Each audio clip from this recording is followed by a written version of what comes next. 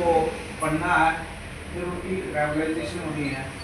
तो ये हम डायरेक्टर साहब से रिक्वेस्ट करते हैं कि जल्द से जल्द उनकी रेगुलराइजेशन हो, और जो रेगुलराइज हुए हैं हमारे RITs, उनकी कन्वर्शन जो है पिछले दिनों की हुई, अभी हमारे ग्रेड 3 से ग्रेड 2 बनने हैं, ताकि उनका जो सही व्यू है वो उनको मिल सके। उसके बाद हमारे कुछ और इश्यूज हैं। मिड डे मील का बहुत बड़ा इश्यू है। पिछले 7-8 महीनों से कोई भी मिड डे मील के लिए पैसा सरकार की तरफ से जारी नहीं किया गया है। 2024 का भी पेंडिंग है, 25 की। अब तो छुट्टियों के बाद मजबूर हो जाएंगे आप कि हम मिड डे मील बंद करें, जिसकी पूरी की पूरी जिम्मेदारी जो होगी वो डिपार्टमेंट। तो ये बहुत बड़ा इशू है। इसके अलावा हमारे और बाकी इशू जिनके ऊपर हम बात करें, रजिस्ट्री की बात करें, कुछ जोन्स में हमारे सर्विस रिकॉर्ड्स जो है वीडियोज की तरफ से वो कंप्लीट नहीं किया गया है, और उससे भी परेशानी है। वो सर्विस बुक्स कंप्लीट करें, ताकि जब भी किसी भी टीचर का कोई ड्यू हो, C2 हो या कोई उसको स्टडी। सर, आज Jammu Kashmir teachers joint action committee की तरफ से यहाँ बैठक का आयोजन किया गया। मंथली मीटिंग हमारी होती है, जिसमें हमारे 11 जोन्स के जोनल प्रेसिडेंट्स और एग्जेक्टिव्स हिस्सा लेते हैं। अलग अलग विषयों पे यहाँ चर्चा हुई है, और आज सबसे बड़ा मुद्दा मैं कहूँगा एक सैलरी को लेकर है कि बड़े सारे जोन्स हमारे थ्रू आउट यूटी जो है वो ऐसे हैं, यहाँ DDOs नहीं हैं। ZDO या तो रिटायर हो गए या ट्रांसफ़र हो गए, उनकी जगह पे ना कोई ZDO आया और ना ही DDO पावर्स मिली हैं। लोग 2-2 महीनों से सैलरी से वंचित हैं।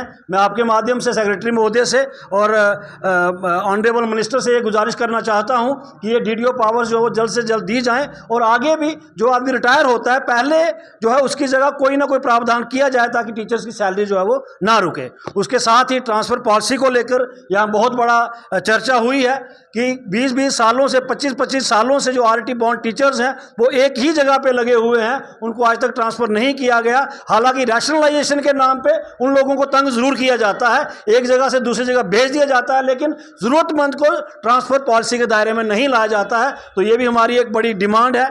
उसके बाद जो GP हैं, लोगों ने GP विड्रॉल के लिए अपनी एप्लीकेशंस पीछे 8-8 महीनों से दे रखी हैं। उनके बिल्स जो हैं वो ट्रेजरी में पड़े हुए हैं, लेकिन वो कैश नहीं हो पा रहा। वो अपना GP का अमाउंट जो उन्होंने खुद का जमा किया हुआ है, और वो GP आदमी तभी निकलवाता है जब उसको बड़ी ज़रूरत होती है। तो 8-8 महीनों से जब लोगों को अपना पैसा जमा किया हुआ पैसा वापस नहीं मिलेगा, तो बताइए वो कैसे अपना गुजारा करेंगे। मैं आपके माध्यम से ऑनरेबल चीफ मिनिस्टर साहब के से गुजारिश करूँगा, क्योंकि फाइनेंस डिपार्टमेंट उन्हीं के पास है, कि जल्द से जल्द GP जो जितने बिल्स हैं ये क्लियर किए जाएं। जो पेंशनर्स हैं उनको उनके पेंशनरी बेनिफिट्स के जो बिल्स हैं वो क्लियर किए जाएं। और मिड डे मील की यहाँ बहुत बड़ी बात आई है।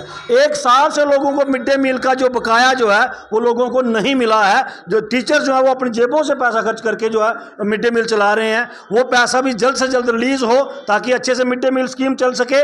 उसके बाद और बड़े सारे ऑर्डर्स कुछ एक देख रहे हैं, पिछले दिनों एक CO राजौरी ने एक ऑर्डर निकाला है, जिसमें स्कूलों में घटती हुई जो एनरोलमेंट है बच्चों की, उसमें सिर्फ RETs को दोषी माना गया है। मैं ये कहता हूं कि क्या एक ही कम्युनिटी है, एक ही जो हिस्सा है जो उसके लिए जिम्मेवार है? क्या डिपार्टमेंट उसमें जिम्मेवार नहीं है? इंफ्रास्ट्रक्चर उसमें जिम्मेवार नहीं है? बाकी जो लोग उसमें काम करते हैं क्या वो जिम्मेवार नहीं है? सिर्फ एक ही कम्युनिटी को बार बार टारगेट करना, ये बर्दाश्त हम नहीं करेंगे। आज आपके माध्यम से उन अफसरों को हम ये कहना चाहते हैं कि लोगों को हरास करना बंद करिए, अन्यथा 4-5 सालों से हम लोग सड़कों पर नहीं निकले हैं, हमें मजबूर मत करें कि हम दोबारा सड़कों पर उतर के उनके खिलाफ जो प्रोटेस्ट करें। बाकी जितने मसले मैंने आपको गिनाए हैं, ट्रांजिशन का हमारा बहुत बड़ा मसला है। जो लोग हमारे रेगुलराइज हो चुके हैं उनकी ग्रेड 2 ग्रेड 3 की ट्रांजिशन नहीं हो पाई है। जिनके 5 साल पूरे हो चुके हैं उनकी रेगुलराइजेशन नहीं हो पाई है। तो हम आपके माध्यम से डायरेक्टर साहब से भी गुजारिश करते हैं कि ट्रांजिशन और रेगुलराइजेशन करें। सेक्रेटरी साहब और ऑनरेबल मिनिस्टर साहिबा से हम